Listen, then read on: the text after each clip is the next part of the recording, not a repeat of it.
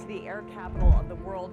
Eager fans gearing up to cheer on their favorite team. Well, after months of repairs, the Brookdale Assisted Living Center here in Shawnee, it's almost time for kickoff, and fans in Norman have been preparing for weeks to tailgate overnight in RVs. But the excitement doesn't end here at OU. 80 miles north, fans in Stillwater are gearing up for a big weekend as they cheer on the Cowboys for the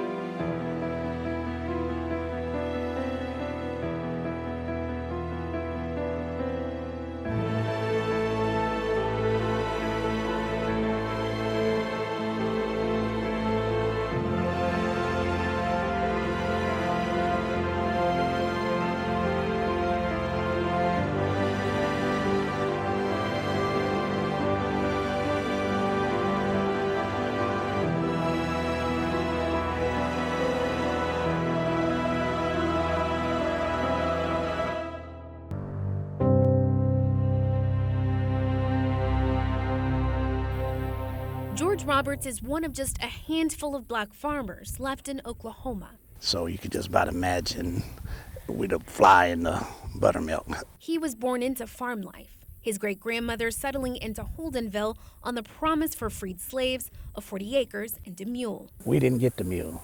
We got the 40 acres. Financing is the key to agriculture. And we've tried to, do different options with the government and different other agencies, but it's tough. 3 generations later, it's grueling work to produce a profit. Simple reason is because you don't have nothing to work with. Most American farmers rely on federal grants to stay afloat. But for years, those benefits were made available primarily to white farmers. Roberts is one of thousands of blacks who was denied federal USDA assistance. A lot of people say it's easy and you get what you want, and you don't. These grants have always been used for land purchases, supplies, and repairs. But for decades, black farmers say they've had trouble getting applications approved. The name of the game is to put you up, and then you can't make it, then they take it.